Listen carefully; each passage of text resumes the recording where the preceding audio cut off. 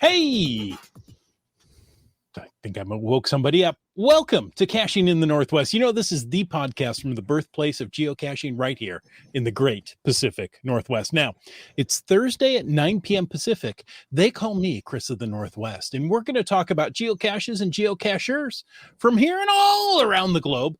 So while you're arguing with the family about what to do on the long weekend, we'll be caching in the Northwest. Maybe a mystery what you're doing, but there's no mystery tonight. We're talking about mystery caches. Live audience, we want to hear from you. So start that chat engine running, and there we go. But first, of course, it's time to bring in our mysterious macaque. Some say, as a general rule, he should never answer first. And others say he tried to combine a kissing booth and a petting zoo. The kissing zoo was a disaster. All we know is he's called Land Monkey. I think disaster is a relative term. I mean, have you met my relatives? Exactly. Okay. Did they enjoy the kissing zoo? They seemed like they did. All right. I mean, I've got an aunt that, never mind. We won't talk about her. Expired. Good to see you guys. How we doing tonight? I'm good. It's good to be seen. It's even better to be obscene. Oh, well, there you go. All right. There's Gas Station Tuna in the chat. He was on the show last week. I know him. He, those puzzles he was talking, but those puzzles he was talking about, he sent the link to those, and I was enjoying taking a look at those. It's a fun set of puzzles. So in this episode, we're going to talk about puzzles, and it'll be some great, what do you want to say? What do I want to say? It'll be some great primers if you want to tackle some of GST's puzzles or anybody else's. So there you go. And yes, use primer cord. Yes, one would. Okay. Udak saying good job last week to Gas Station Tuna, and absolutely, it was a great job last week. All right. Hey, before we get going on anything else here, though, it is our opportunity to have a quick reminder that we support the appreciation of our patrons who help to keep this podcast coming each and every week. Thanks to Land Sharks, one of our corporate and Denali level sponsors. Reminder, there are currently new hours at the Shark store as they adjust to some staffing changes. The store hours are changed to Monday to Friday, 9 to 5, no longer open on Saturdays for now. But, keep your eyes peeled. Check it out. Check it all out at Landsharks, LANDSHARKZ.ca. And our other corporate Denali level sponsor, well, I would be remiss if I didn't mention Gold Country Geotourism. Visit exploregoldcountry.com to learn more about the geotours and the region. Don't forget to download the app and plan your visit to Gold Country today. Beautiful place to spend September, October, November. Just get up there and enjoy it. All right. And folks, let me just tell you that if you want to know more about supporting this here podcast, well, go ahead and click on that Patreon link on the cachingandw.com a website. Land Monkey, you seem a little tired tonight. Either you've had one too many beers or one too few coffees. I'm covering one too many jobs at work. That'll do it. Okay. Well, another job that we like to cover here are the glows. Now, it has been asked, what is a glow? It'll probably be asked again. Yeah, it probably will be. Well, a glow is the geocaching log of the week. So whether you read it or whether you wrote it, we want to hear about it because great logs simply make geocaching better. You can send an email or a recording from that fancy phone of yours to feedback@cachingandw.com. You can also call into 253-693-TFTC and show us how you glow. I just want to let everybody to know. Yeah, no, that's not how you properly English, but that's what came out. You got to just roll with it, man. I know. I should. If I had never said anything, people wouldn't have noticed. That doesn't ring my cell phone anymore. I figured it all out. For some reason, I think there was a voice update, the Google Voice app update that, reset all my settings. So now you can call, you can leave a message in peace, not fearing that I may pick up the phone, not knowing what number was ringing in, and answer the call. That's not going to happen now. So, if you wanted that opportunity, you've missed it. Or just leave me your number and I'll call you back. There you go. Because I'm that kind of a guy. He's been known to return calls once in a blue moon. You just never know. Well, once in a blue moon was yesterday. That's right. And a big old pretty moon it was. Oh, man. It's so bright it casts shadows. Isn't that cool? Yeah, pretty cool. And you can go out and read a book at night. Yeah, it's like, you're reading by the glow of the moon. Oh, I see what you did there. Speaking of glows, let's see. 40 and 8 found 3 Fingers Lookout. That's GC Kilo Bravo 5 Golf, don't you know? And, they waxed poetic about the experience. So let's see if I can do this one justice. Woke up early and piled in the car. There's a drive ahead that's almost too far. 3 Fingers Lookout, here I come. Time for the Triple M to have some fun. At the trailhead, OBE is there. Rocket and Jaded, as always, a pair. Plus some newbies along for the trip, headed up to the top of 3 Fingers Tip. The trail below is quite a sight. Hard to not slip, try as I might. Soon we break out into the sun and climb up to Goat Flat, but we've just begun. Now comes the fun part, glaciers and rock. Views are popping, but they're not going to stop. Up down the ridge and then up some ice. That view at the top had better be nice. Okay, now the ladders. They creak a lot, but I'm not hiking this far to stop at this spot. The climb up is wild, snapping pics as we go. The glacier and rock are waiting below. At the lookout, wow, what a sight to behold. Views all around, ridges big and mountains bold. Too soon we go down the ladders to snow, and glissade on our butts to the sharp rocks below. Then the long walk out, we're quiet, not talking. I think everyone's tired from a full day of walking. Back to the cars, which we greet with a cheer. Now Rocket Biker, bless him, breaks out the beer.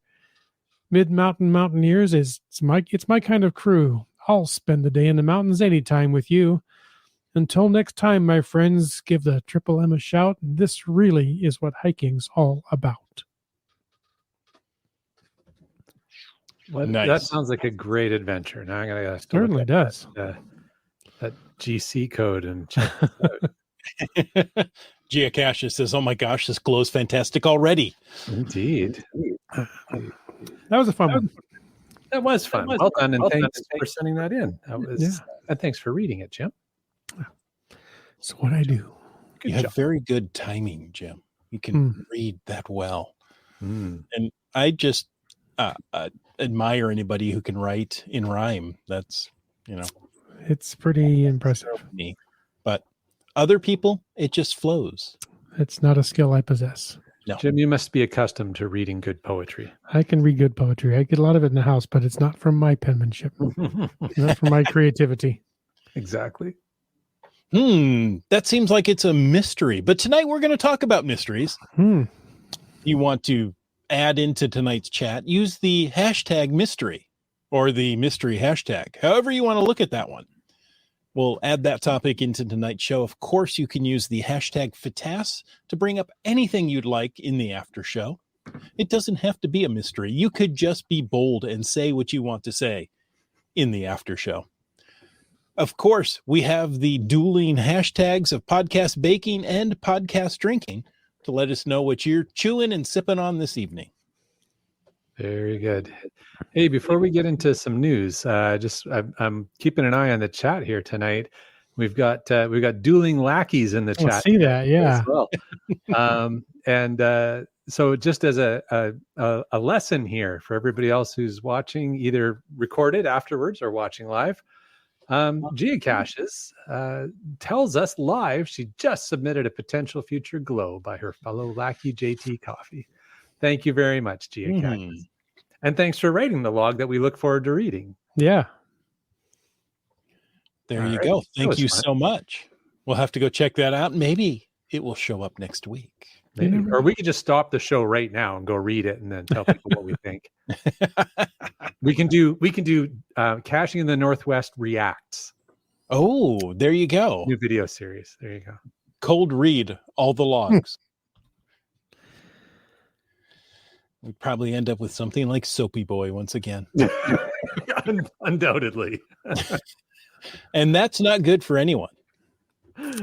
No, it's not. us. No.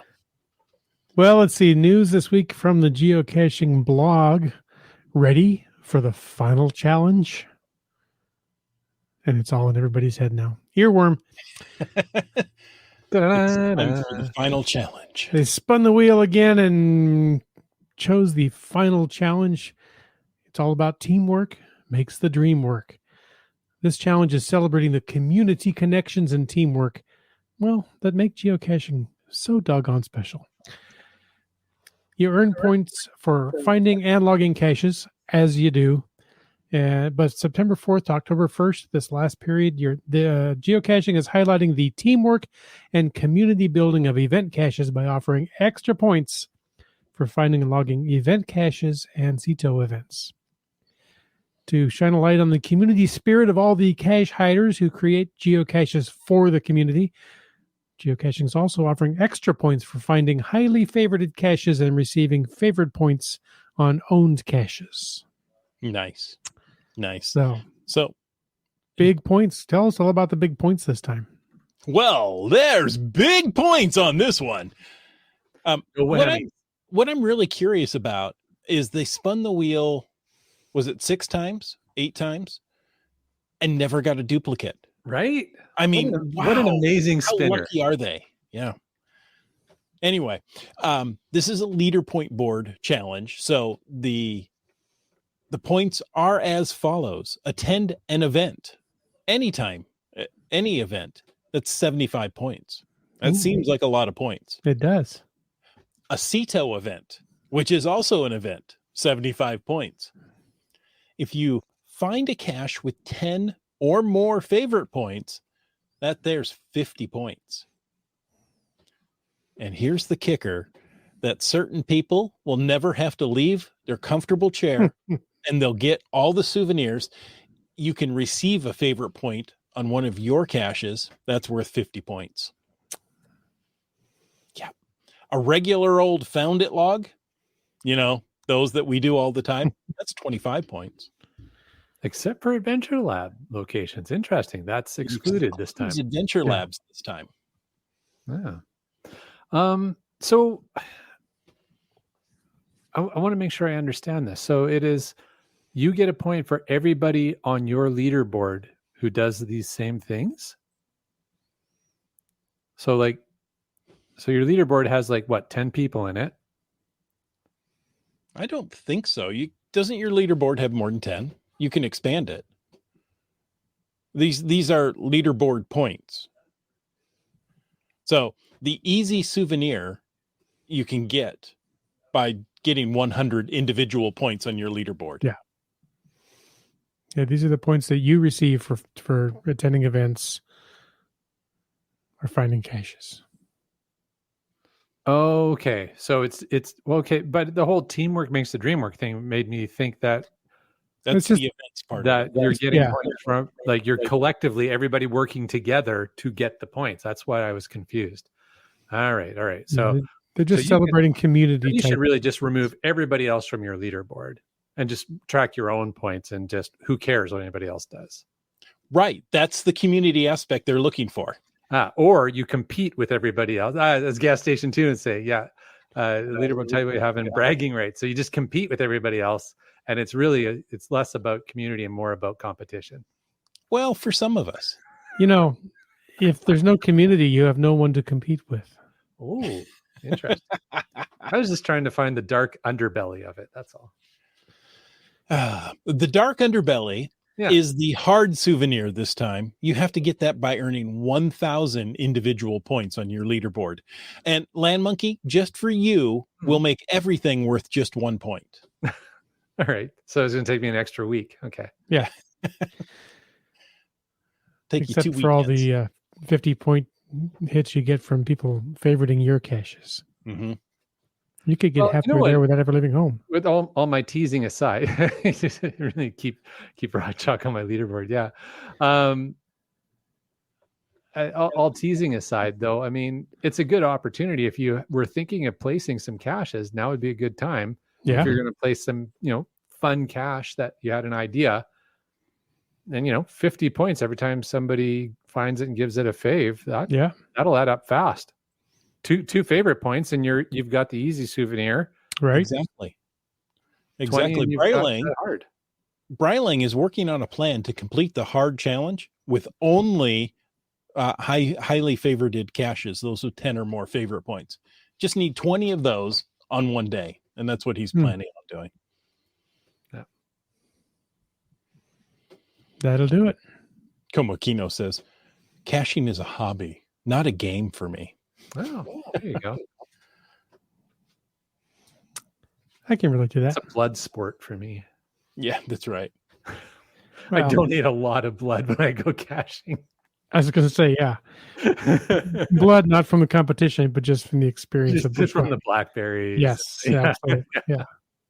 Sagebrush. So before we leave this, here. September 4th through October 1st. That's the last run at it, eh? Yep. After that, there's no more souvenirs ever. This is the last chance to get any souvenirs. Right, ever. Mm-hmm. Yeah. Oh, and there was other news. I forgot about. Startcacher says if you hide a cache and get 4 favorite points on it, you might get a virtual cache to place early next year. I did hear something about that. Point, so now, this month is the time. September is the time to place quality caches. Mm-hmm. You'll get optimal rewarding, more so than you would have thought you would have gotten on any other circumstance. Late quality caches, as Gas Station Tuna says, host an event. Indeed. Mm-hmm. So, host an event, host a CETO, and place quality caches. I'm looking to host a CETO. Yes. And then just sit back and watch the points roll in, baby.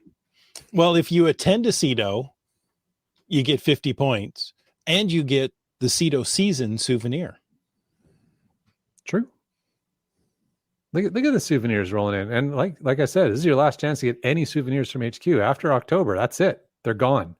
No more souvenirs. They're even going to take them all off your digital souvenir board. That's it. Okay. They've decided they're done with souvenirs. Okay, well, Land Monkey's in some sort of funk tonight, and that's not true. So we're just going to move on there. I'm trying to incite panic for people to get out and get these souvenirs. They've already talked about the year-end souvenir that they're going to give you on December 31st. So the cake is a lie. Oh, well, there are many mysteries to be solved, and tonight we may help you solve a few. We just might. You never know. Let's see. Ladies and gentlemen, fellow geocachers, gather around for an exciting discussion about one of the most intriguing aspects of our beloved hobby, mystery geocaches. We are here to shed some light on those enigmatic hides and share techniques that will have you cracking codes, solving puzzles, and unraveling mysteries like the true geocaching pros you are. And remember, the joy of mystery geocaches isn't just in finding the cache, but in the thrill of deciphering the puzzle. It's about the mental journey as much as the physical one. So, my fellow geocachers, embrace the challenge. Engage your brain power and unlock the treasures hidden within these mystery caches. Until next time, happy caching and happy puzzling. Well, sounds like we wrapped up there. Done. See you. Yep. Okay, good night. It's been a great show. Thanks, folks. Well, it started to rain here this week. We haven't, it's been, I don't know, it seems like 60 plus days without rain. That's probably not true. It probably rained once in there, but it got me thinking of, maybe it's time to start looking at these mystery caches that are around me, to sit down on a rainy day and figure this out. So mystery caches, also known as puzzle caches, they're interchangeable, those names. They add a layer of intellectual challenge to your adventure. So instead of just following coordinates to the cache, you'll need to solve the puzzles or the clues to unveil the final location. Again, we're in that final with another word after it. It incites music in some heads, and I'm just going to go on. These caches come in all variety of forms, from riddles and ciphers to complex codes and historical references. They're like little treasure hunts for your brain. Now, how do you tackle these cerebral conundrums? Let me give you some techniques that'll have you mastering the mystery caches in no time at all. The songs going through there. Yeah, the song in my head is "Rainy Days and Puzzles Always Get Me Down." Oh, yeah. That's the song you were talking about, right? All right. I am totally lost in the show notes. Where are we?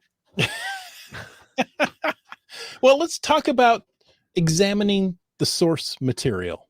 Okay. Thank you. In fact, Land Monkey, have you ever examined source material? We're talking about puzzle caches still, right? Yeah, I think so. Yes. Okay. I mean, we could have been talking about earth caches. Yeah, I didn't very have to have my similar. mind in the gutter, but I usually do. This step is similar to an earth cache. It is indeed. Yeah. All right. So examining source material. This is one of my favorite things, and I know our caching friend Dora Moore always encourages us as the first thing to do is check the background. Do a Control A on the cache. Well, that's a little farther down. Don't jump in the show. Okay. Yeah. But so I am jumping ahead a bit, but start by reading the cache page the whole way through. And you know what? There was a puzzle cache I saw recently. It wasn't one of Gas Station Tuna's, although I've been having fun reading through those and starting to think about solving those ones, which is amazing. I'll just say GST, I never solve puzzles. Mrs. Monkey is always a puzzle solver, but I've been taking a look at the links and thinking these are fun. So I was going to give them a go. But anyhow, one of the things, and there was a new puzzle cache fairly recently in 100-kilometer radius of where I live that was published. And I started reading through the description. I was like, oh my God, I don't want to read this whole thing. So I started skipping through it. And I'm like, oh, but this thing, read the cache page all the way through. Take note of anything that stands out. Means focusing on whatever you think stands out, what pops to your eyes, your reticular activation. And sometimes it's a red herring, but you got to start somewhere. So you may as well start with what your brain is drawn to. It can include the title, any photos, odd or out of place phrases or sentences, or weird punctuation, perhaps a poem, blank spaces, code ciphers, any numbers on the page, background images in the gallery uploaded by the CO, unusual font sizes. There's something that, like, when you're looking at this, like, that doesn't look like everything else, or that doesn't look like a normal cache page. Yeah. Take the thing that stands out the most and start digging into that. So often that can be a way to examine the source material and get yourself rolling on a puzzle solve. That's right. Apparently the show notes are encoded, or we just encoded Land Monkey's version of the show notes. GSM times 2. I really appreciate the support there. No, I was just having a hard time following the density of the show notes, and I just got lost. You are my density. Start Cacher says, I've hidden 145 geocaches, but placed my first 2 mystery puzzle caches in July of this year. Congrats. Maybe they'll get some favorite points this month of September. Indeed. Oh, yes. Hey, after you've read the entire cache page, maybe seen something out of place, don't be afraid to use the hint. Right? Especially with mystery caches, the hint can nudge you in the right direction without giving away the answer. Right? So maybe it has an odd word that you go to Google and you go, oh, that's a type of cipher. I should know what this is. Or maybe it's the type of puzzle they've used. So there are all sorts of things in there that thank you. Who you calling dense? Use the hint. There's no shame in that. It's there for a reason. That's right. I mean, unless that's your personal challenge, Well, It could I be. know some cachers that will never look at a hint for, like, say, a traditional cache. Yeah. Right, while they're out there. No. That's only when I can't find it. I look at the hint. There's another good tip from GST. Yeah. It says, don't be afraid to read past logs. Past 'Cause, logs, yeah. you know, some of us, when we submit our log on a puzzle Mhm. cache, we like to just put something into the log that might help you solve the puzzle. Little Right. nudge there, yeah. Yeah. I spent hours looking at this until I suddenly saw this grammatical thing. Like, wait, Well, that would be a real giveaway. As the That might be CEO, I too probably much, wouldn't right? appreciate that, but until I saw this odd pattern. there you go. Yeah. Mhm. Well, and patterns can happen in numbers. Pattern can happen in letters. Land Monkey mentioned font sizes, all kind of things. Look for, well, the most common letter in English is E. A lot of common double letters. Motel. That's how Mhm. common things are, right? MOTEL. Those are all common double letters. Try to work something out with that, or just remember that puzzles, well, they're designed to challenge your assumptions. So think outside the box. If something is drawing your attention, maybe that's the right way to go, but maybe it's not. Try a different perspective. Turn your laptop upside down and read it upside. I don't know. I think something you just said might have slipped by in the video and audio version of this podcast. You mentioned motel, and I don't know if people got the fact that that is the combination of the most popular or the most common double letters in the English language spell motel. They're Yeah. MOTE and L. So, Or you just like Elmo T. oh, Elmo T. you Elmote. Yes. That's What's when his you're Elmo sharing like to emotions drink? like this. Yeah. What's a Muppet's favorite drink? Elmo tea. Hmm. I don't want to know what that's made from, but okay. Okay, that didn't work out well. Let's go on. Moving right along.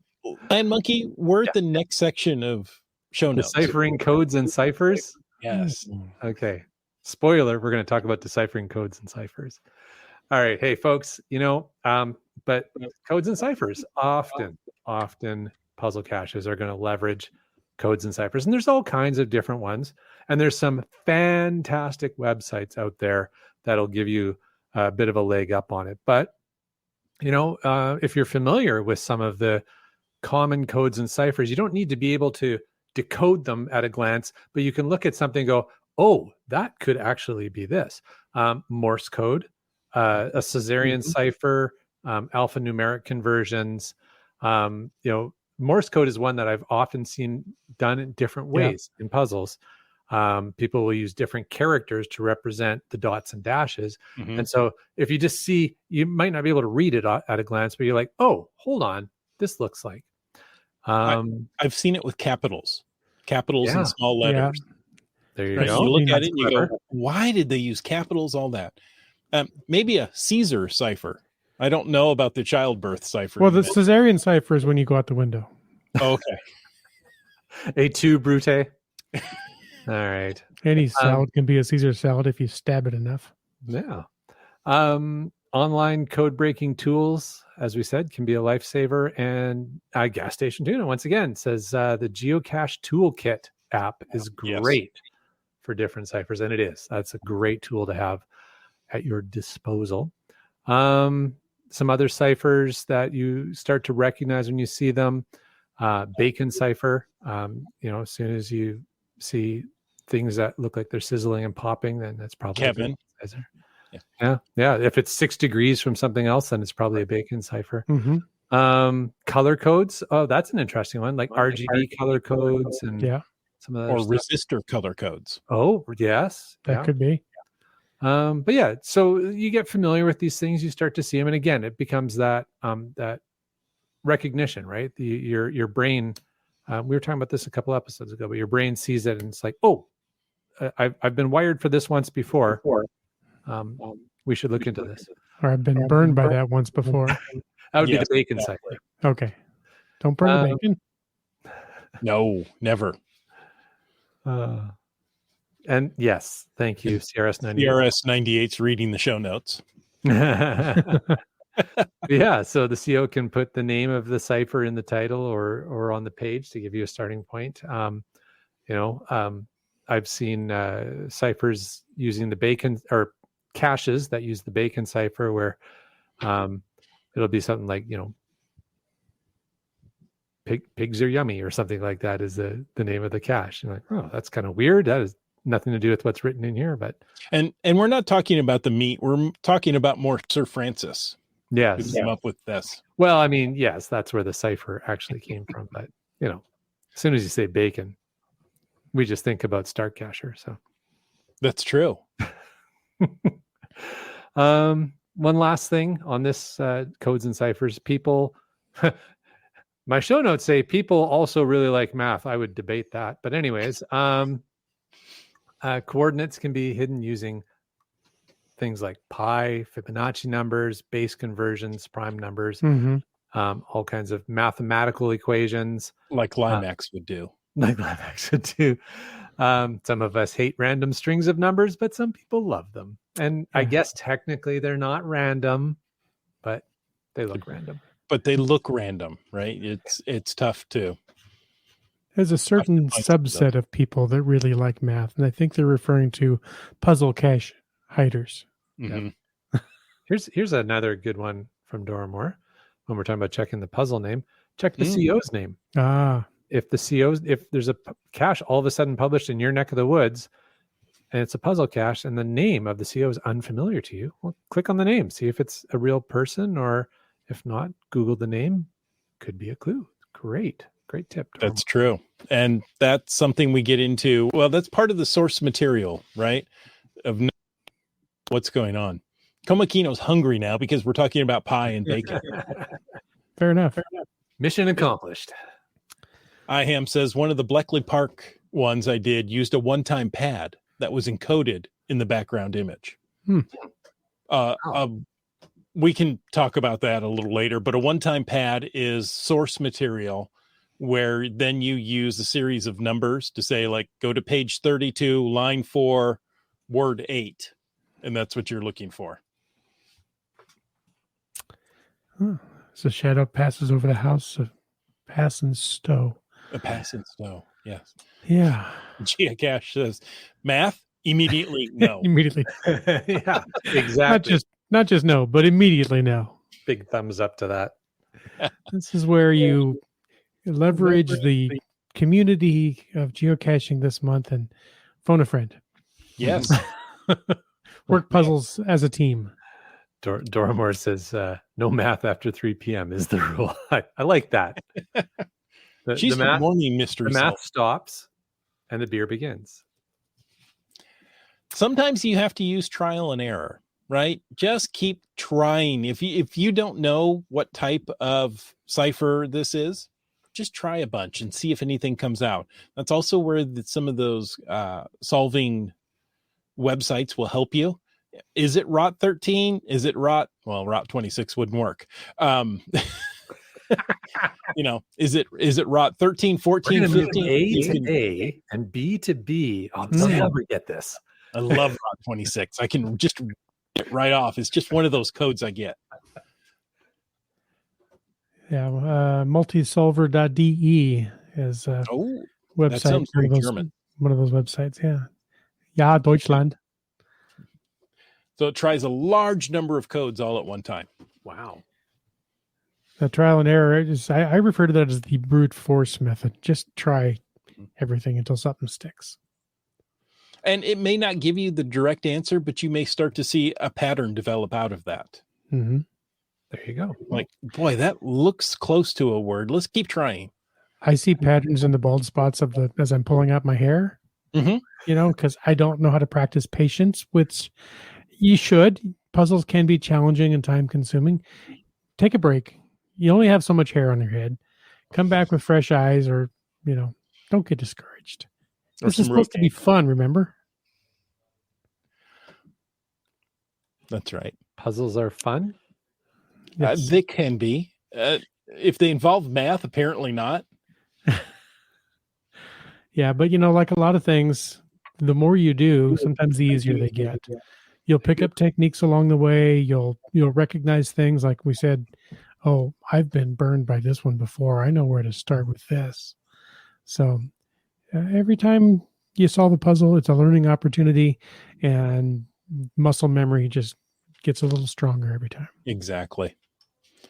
Now, we've had several people mention it in the chat, that look at the source code, right? So first thing to do is do a Control A or highlight the entire web page on your computer or phone, because there could be, white text on a white background, where when you highlight it, guess what? That pops out. So some of those odd blank spaces that you think, why are there like 3 or 4 lines between these paragraphs? Oh, that's because there's something there that you're not supposed to see, or you're supposed to find. Yeah. And also look for the source code. Somebody mentioned doing a Control U. Use one of my favorite letters. So that's, one of the ones I like to go to first. Maybe different on your browser, could be different on your phone. I know in Cachly, excuse me, it's got an option for text, web, and source. So on each description, you can look at the source right there on your phone. So good tip. Yeah, there's different ways to do it. Look at the source. You want to look for the tag user supplied content. That's where on the page you can edit. That's where the edit box is on the geocaching page, right? So you've got a whole long thing in your source code. You're just looking for that user supplied content because it's the only place they can type. Right. UDAC is also like the favorite letter. Yeah. Funny. All right. So, that takes us to, we talked a little bit earlier about pattern recognition in the sense of, just looking at what is obviously in front of us on the cache page, but some other things. And, there's things that you get to recognize about the caches in your area as a cacher. You'll note that there's a pattern that the coordinates in wherever you are create. Where I happen to be, it's always 15 numbers. So I know when I'm solving a puzzle, I'm looking for 15 numbers. I also know as long as it's a relatively new puzzle, if it's a really, really old puzzle, like a 2002 puzzle, it may not comply with these current guidelines, but puzzles need to be 2 kilometers, or the icon needs to be 2 kilometers from the hide. So that your north and west degrees are most likely going to be the same. So you kind of know what you're looking for there.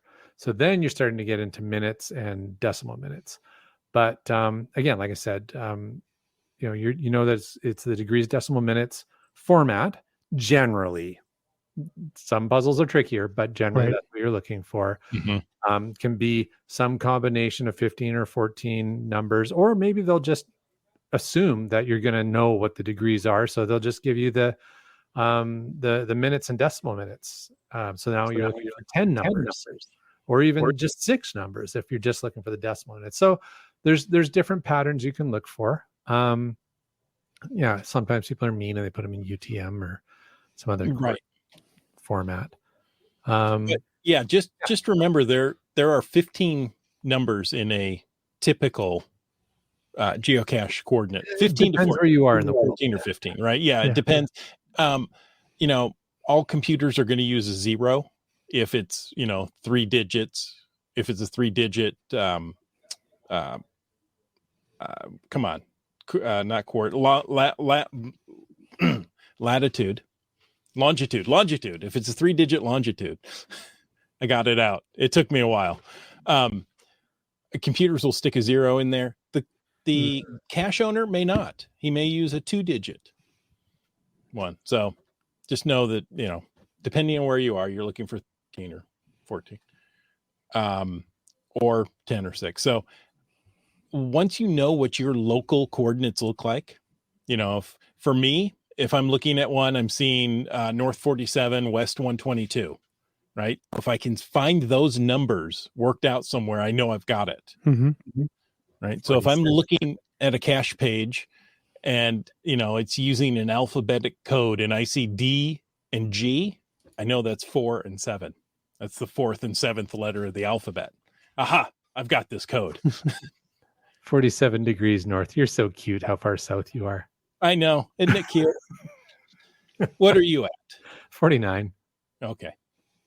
It's okay. So that's where the parallel is. That's where the border is. that's true. I'm at 46. Wow, are you really? 46, 119. Mm-hmm. And I remember when I was 46. Limax is 37. Wow. You're getting further and further south of her. That's right. A digital route is another way. If you're presented with the number, say 22 or 20, know that 2 plus 2 equals 4, and 2 plus 3 equals 5, or 2 plus 5 equals 7, whatever you're looking at for digital route. So it may be 22, 27, or 25, and getting to that 47 number. Again, people like to play with numbers. Mm-hmm. I'm having a laugh now. Everybody's posting where their north and west coordinates are. That's awesome. I love it. It's cool to get that sense of as the host. So I'm just going to rabbit trail for a moment here, but as the host of the podcast, we know you guys who are live listening cover a pretty wide region, but it's really cool for us to see you guys posting like, oh, this is what our coordinates, our north and our west coordinates, or north and east coordinates are. It's kind of neat for us to see that. So thank you for doing that. There you go. Look at that. IAM says, just remember that 60% of the Canadian population lives farther south than Seattle. It's true. Yeah, but they're in Ontario and I don't count them. And I agree with CRS 98. Everybody is northwest of somewhere. Indeed. I'm looking forward to the emails from people in Ontario that we should be getting now. That you will be getting. Yeah, I'll read them on the next podcast. I dare you. So what else I got in the chat there? I spotted a puzzle near me today that was based on microbrews. I haven't been able to figure out how to get the digits yet. That was sure fun and good in the research, though. Yeah, you got to do more research on that one. Interesting. He mentioned earlier, that the Bay Area has some very difficult puzzles, right? There's a lot of software engineers that deal with numbers and problems all day. I know there were some, you had to compile your own code to run this program to get the answer. Just things like that. Those aren't normal. Let's just start off with that. Okay. So it's abnormal. That's right. It's Abby someone. Mm-hmm. All right. Well, if you're still stumped, we mentioned things. You can read the hints, you can read the logs, and you can go with puzzle solving tools. The number one, easiest, quickest, best puzzle solving tool, it's Google. Start throwing stuff at Google. Never thought of that. LMDGFY.com for you. Thank you. Yeah. You can do reverse image searches too with Google. That can a lot of help. And if you see and you Google that, you might find things that'll point you in that direction. I think that's how that. You help me out with that pronunciation. No, I think you nailed it. Yeah. Okay. Yeah, you nailed it. Okay. I'd like to buy a vowel though. Would you like a movement? I wasn't sure if you typed that or if you just had a seizure this afternoon when preparing. He got frustrated with this topic and banged his head on the I was keyboard. going to say maybe dropped your burrito or something. You can Google cipher with pairs of letters. It helps. Indeed. Google's good to find things. Yeah. I think we saw a little bit of conversation. I think it was. There's something about steganography somewhere. Yeah, was it Doug? I can't remember who made it. Somebody made a comment about steganography, but yeah, learning how to read pictures. So there's all kinds of different things. There's definitely getting super complex, like steganography, where codes are actually embedded in the picture itself. Yeah. But sometimes, there's there's codes that are associated with images. Like when you take a picture with a digital camera, it actually associates, or it tags a whole bunch of there you go. Thank you, just Carlo. The EXIF data. I was desperately trying to remember that term as I was going. But yes, the EXIF data on the photos. There are tools that you can use that'll actually strip that data out. And sometimes folks will either manipulate that data, or they'll use the data that's in the EXIF to provide coordinates there. So exactly, you can edit EXIF data. Yes. Mhm. So, sorry, I saw this earlier and now I lost it. Was that?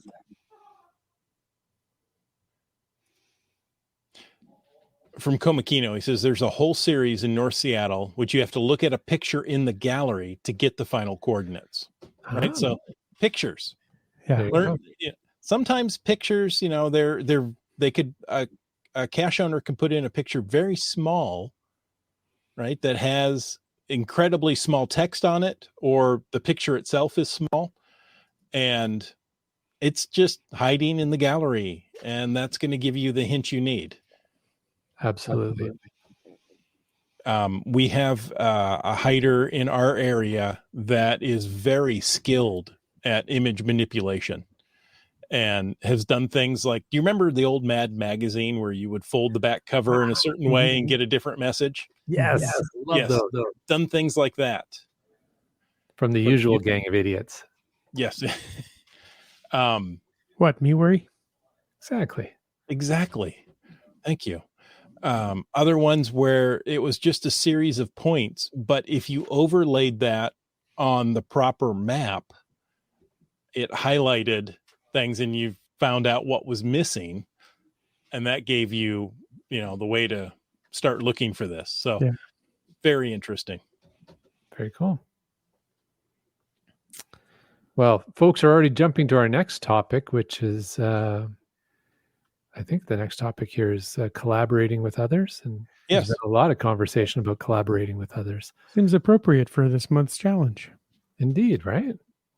Dora Moore says pre-COVID, she had started hosting Puzzlers Anonymous meetings and is hoping to get them going again after she gets back from her travels next month. Well, enjoy your travels. Kitty Quest actually attended a puzzle night event earlier this evening. Wow, that's good timing. Dora Moore is in a group that meets regularly in a video chat. Say hi to everybody for us. Yeah. So definitely some talk there. Oh, and Carlo's now been inspired. Look forward to a Mad Magazine puzzle from Just Carlo. There you go. And GST says social media. He's seen chords hidden in specific Twitter pages. Now that's different. Wow. Interesting. All right. There you go. Starcacher says there's an old mystery cache in Toledo where the original solve was no longer available, but there was a picture in the gallery that had the XF, had the chords in the XF data. Yeah. There you go. What else we got? The chat's going so fast, I'm having trouble keeping. Right. But so I know in my area, in the wintertime, there you go. Limax has collaborated with Dora Moore on a few puzzles, and they don't live in the same area. Not at all. Right. So you can reach out to well-known puzzlers and say, hey, can you help me with this? Do you have just a nudge where they have said, oh yeah, this one got me before. Here, try this. Yeah, your geo friends don't have to be local. Exactly. That's good.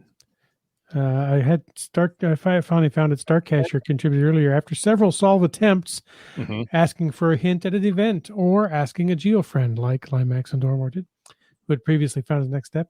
Next is a hint from the most recent finder. That's another thing for reading the logs. And then finally, just ask the CO. Oftentimes they'll be happy to give you a nudge. Yeah. Right.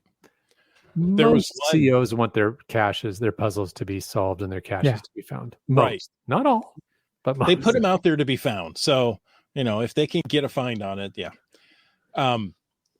there was one I just couldn't figure out how to get started. And I went and asked a friend. They said, here's the coordinates. Well, that's not what I was asking for. Well, and there's a tip for you. When you ask for help, be specific what you're looking for. Can you Because just some give people me think that's really helpful and friendly. Oh, here, I'll just no, I really want to work on this. Just kind of give me a nudge. I usually will reply when somebody asks for help with a cache or a puzzle, or just just, okay, do you want just a gentle nudge, or do you want just a blatant, or do you want me to go out there and point at it for you? Right. Let me know how much help you want. Yeah, because that changes person to person. Is the thrill solving the puzzle, Right? or is the thrill finding the cache? Yeah. For some people, they don't want to worry about solving the puzzle. They just want to go get the smiley. Yeah.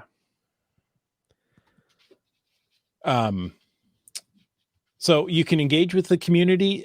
There are cache solving events, right? Mhm. Puzzle solving events. Sometimes it's just focused on one cache. Hey, let's all get together and figure this one out.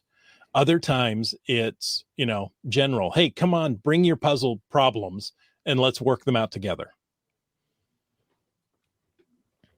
And then, go ahead. No, just I am verbally agreeing with you, Chris. Oh, that's so nice. I support you in this. Limax says there's a group of folks that meet regularly to work on puzzles. I find that I haven't been able to make those, so I work on puzzles myself a lot of the time. Aw. And look at CRS 98. He's happy to help anyone with his puzzles. I want them to be found and will help walk anyone through the solution, multiple steps if needed. Good for him. That's awesome. Way to go, Yeah. CRS 98. Oh,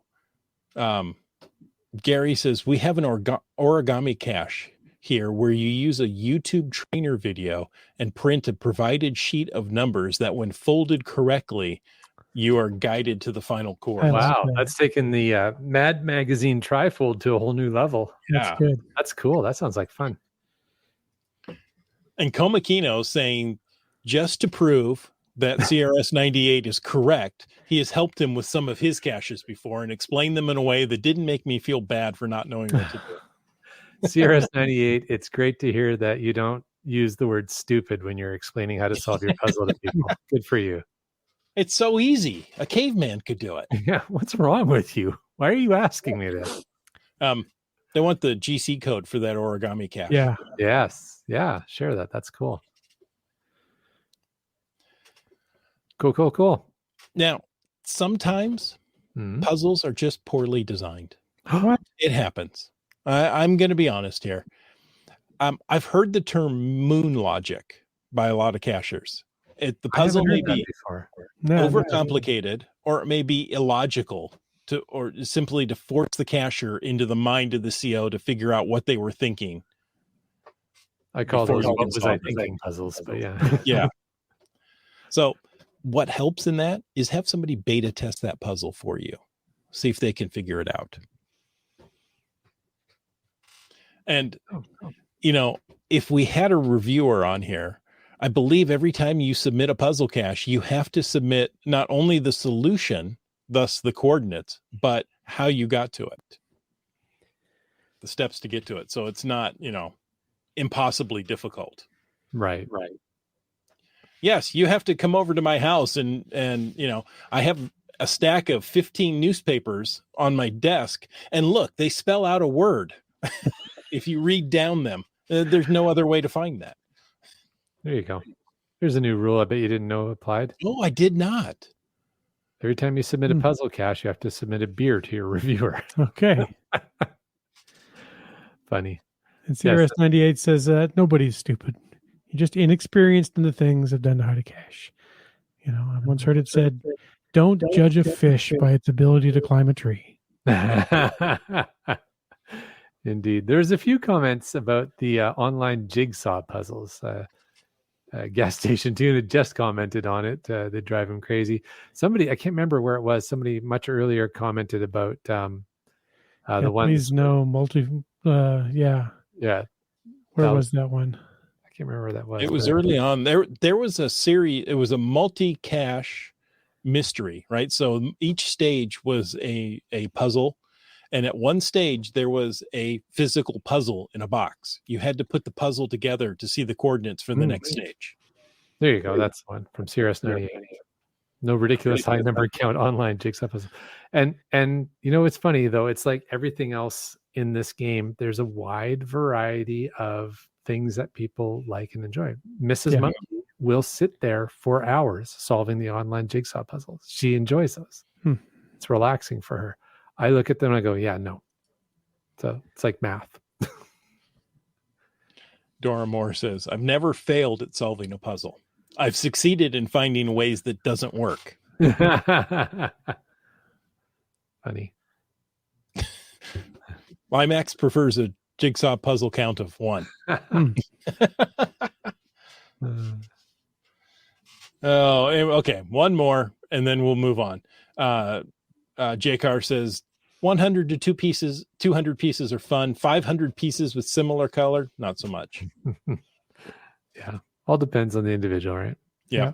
And we've said it. It's been said several times in the chat, and say it again. If you get stuck, message the CO, message the cache owner, ask a past finder for a nudge in the right direction, and specify that you want a nudge, not the answer.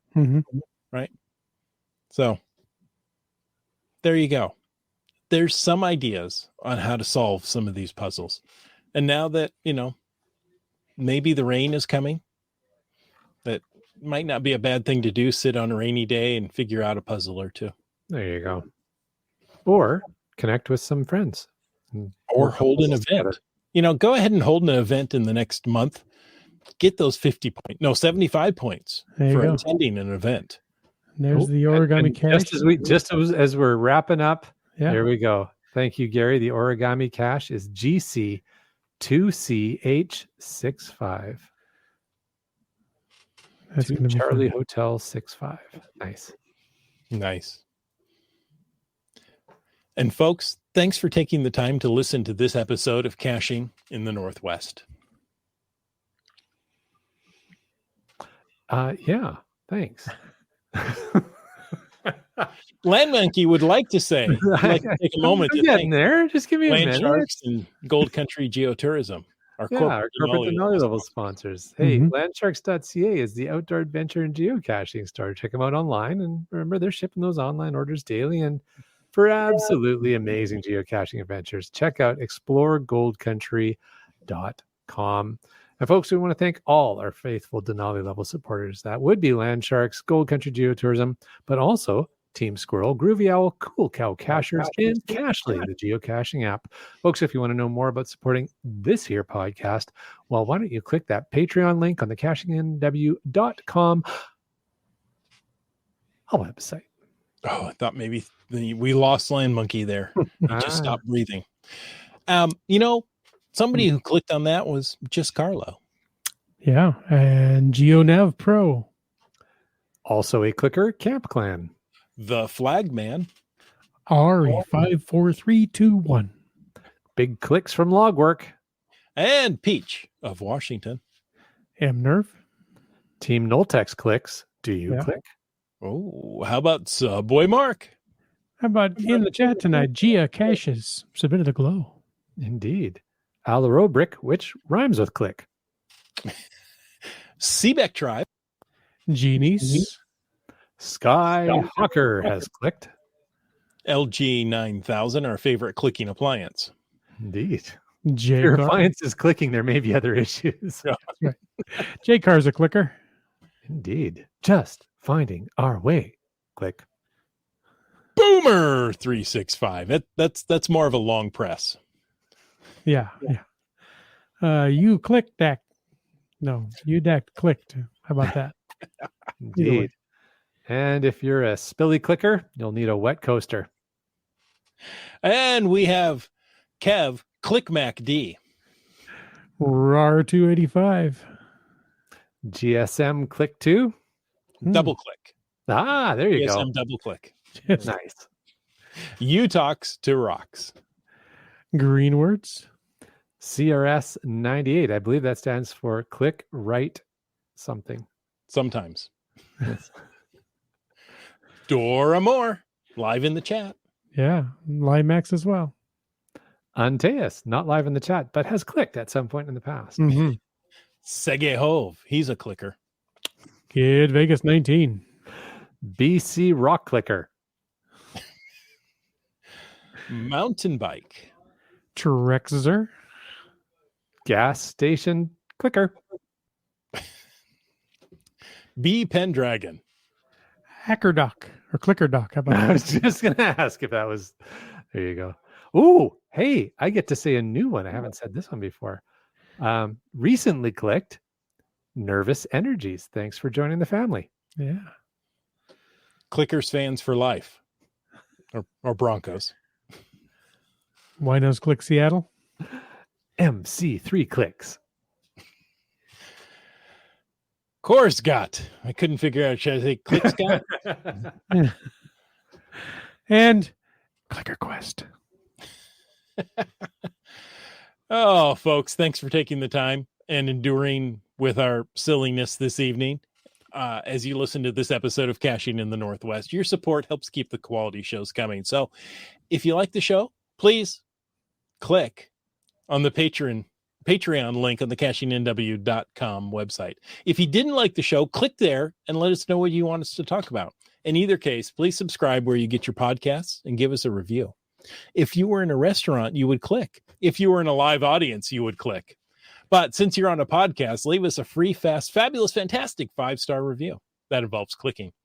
You can call 253-693-TFTC and leave us a comment, ask us a question, or give us a solution to that mystery cache any time of the day or night. And of course, you can email us at feedback@cashingnw.com. Join us every Thursday night at 9 p.m. Pacific for a live show and chat. The show is produced by Chris Umfenauer, Jim Paulwitz, Jay Kennedy, and Brian Lang. It's licensed under a Creative Commons Attribution 3.0 license. Copyright 2023 by Chris Umfenauer. Folks, I ask you to stay tuned for The After Show. Just jumped right on top of it, didn't I? You really Sometimes did. I hit that just right. Other times I'm late. Other times I'm early. Look at this. Seebeck Tribe had her best month since 2017 with 151 finds. Today, I've found 161 finds in the month of August. Congratulations. That's awesome. That is fantastic. Fantastic. I've been at a couple of events with her. So I know I know at least 2 of those finds. Very well done. They're probably more. Probably. Very cool. What else have we got? Kitty Quest. Watched a snake climb 5 feet up a tree at GZ yesterday. That's unusual. That falls into that immediate no. Yeah. Exactly. Was it climbing up to go get the cache? Or defend the cache. I forgot its pole to pull the cache down. There you go. Thanks, Brian. That's funny. That would have been a very interesting thing to watch. Yeah.